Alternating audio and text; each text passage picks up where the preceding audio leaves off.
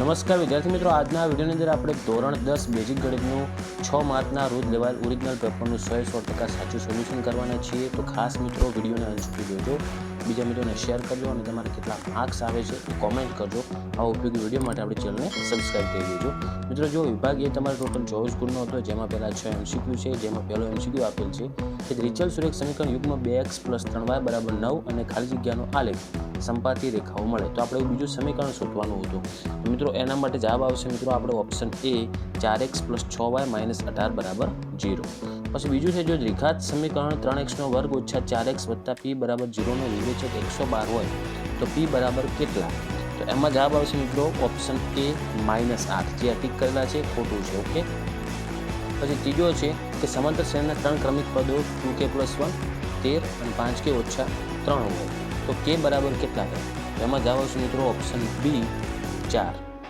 Okay. પછી ચોથું કે બિંદુ -3 5નું ઉગમ બિંદુથી અંતર, તો એમાં જવાબ આવશે સી √ 34. ઓકે. જે બોલું છે ધ્યાન રાખજો, ટીક કરેલા અંદર ખોટા છે. sin² 30ની કિંમત કેટલી? તો પાંચમામાં જવાબ આવશે મિત્રો ઓપ્શન ડી 1/4. છઠ્ઠું, જો કોઈ જૂથ દ્વારા ડેટા માટે m - x બાર = 2 અને m + x બાર = 12 હોય તો z બરાબર ખાલી જગ્યા, તો એમાં જવાબ આવશે મિત્રો ઓપ્શન સી 11. ઓકે. પછી આપણે ખાલી જગ્યાઓ હતી, જેમાં પહેલું છે કે √7 એ ખાલી જગ્યા સંખ્યા છે, તો એમાં જવાબ આવશે મિત્રો અસમય સંખ્યા. પછી આઠમામાં આપણે જોઈશું કે બહુપદી px = x² - 5x + 6 ના શૂન્યનો ગુણાકાર, તો સૂત્ર થાય c/a. ઓકે. તો 6/1 એટલે કે એકલા 6 જવાબ આવશે, પહેલાં જે દેખાય. પછી નવમું છે, સમતોલ પાસાને એક વખત ઉછાળતા પાસા પરનો અંક 1 આવવાની સંભાવના 1/6. ઓકે. તો જવાબ આવશે નવમામાં 1/6. પછી 10મું છે, જો sin θ = cos θ હોય તો tan θ બરાબર ખાલી જગ્યા થાય, તો એમાં 10મામાં જવાબ આવે 1, એકલો 1 જ. ઓકે. પછી 11મું છે, વર્તુળની બહારના બિંદુમાંથી વર્તુળની ખાલી જગ્યા સ્પર્શકો દોરી શકાય, તો 11મામાં જવાબ આવશે મિત્રો 2 સ્પર્શકો દોરી શકાય. પછી 12મું છે, આપેલ આવૃત્તિ વિતરણમાંથી બહુલક વર્ગ શોધવાનો છે. મિત્રો બહુલક વર્ગ કોને કહેવાય? જેની આવૃત્તિ મોટી એને બહુલક વર્ગ કહેવાય. તો સૌથી મોટી આવૃત્તિ 35 છે, તો 80 થી 90 એ એનો બહુલક વર્ગ થશે. ઓકે. તો 12મામાં 80 થી 90 આવશે. પછી ખરા ખોટા જણાવતું. 13મું છે, ગુસા 6 = 72 = 6 થાય, તો 13મું વિધાન શું આવશે? ખરું આવશે. પછી 14મું છે, આ પ્રશ્નના સામાન્ય વિદ્યાર્થીઓ માટે છે, જેમાં આકૃતિમાં કોઈ બહુપદી આપેલ છે, y = px નો આલેખ આપેલ છે, અને આ કિસ્સામાં px ના શૂન્યની સંખ્યા 1 છે. તો 14મું મિત્રો આવશે ખરું આવશે. ઓકે. px ના શૂન્યની સંખ્યા મિત્રો ખોટું આવે 14મું, કારણ કે 3 શૂન્ય આવે, એટલા માટે આ 14મું વાક્ય ખોટું આવશે. પછી 15મું છે કે સુરેખ સમીકરણ યુગમાં x - y = 8 અને 3x - 3y = 16 એ સુસંગત છે, તો 15મું આવશે ખોટું, કારણ કે એમાં a1/a2 = b1/b2 is not equal to c1/c2 થાય છે, એટલા માટે આ વિધાન ખોટું થાય છે. ઓકે. 15મું ખોટું આવશે. 16મું છે, ચોક્કસ ઘટનાની સંભાવના 1 છે, તો એ આવશે ખરું. પછી આપણે એક વાક્યમાં જવાબ આપવાનો છે કે પ્રથમ 50 ધન પૂર્ણાંક સંખ્યાનો સરવાળો શોધવાનો હતો, તો 17મામાં જવાબ આવશે મિત્રો 1275.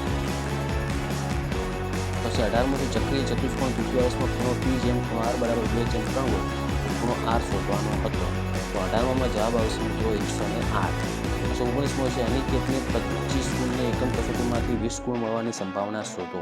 તો જો 25માંથી 20 ગુણ મળવાની સંભાવનાનો જવાબ આવશે મિત્રો 1/26. ઓકે. કેમ 1/26? કારણ કે 25માંથી 0 પણ આવી શકે, એટલા માટે. ઓકે. તો 1/26 થાય. પછી 20મું છે, આપેલ માહિતીનો મધ્ય શોધવાનો હતો, તો 20મામાં જવાબ આવશે મિત્રો 3. ઓકે.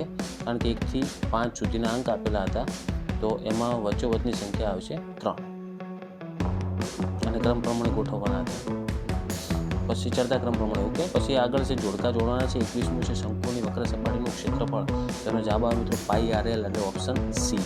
22મું છે, નળાકારનું ઘનફળ, નળાકારનું ઘનફળ છે πr² h એટલે ઓપ્શન એ આવશે. 21મામાં સી અને 22મામાં એ આવે. તો 23મું છે, વર્તુળનો પરિઘ ભાગ્યા વર્તુળનો વ્યાસ, તો એ થઈ જશે મિત્રો લઘુ વૃત્તાંશનું ક્ષેત્રફળ. તેમાં જવાબ આવશે બી πr² θ / 360. ચોવીસમું છે લઘુવૃત્તાંશનું ક્ષેત્રફળ ભાગ્યા વર્તુળનું ક્ષેત્રફળ. તેનો મતલબ શું થઈ ગયો?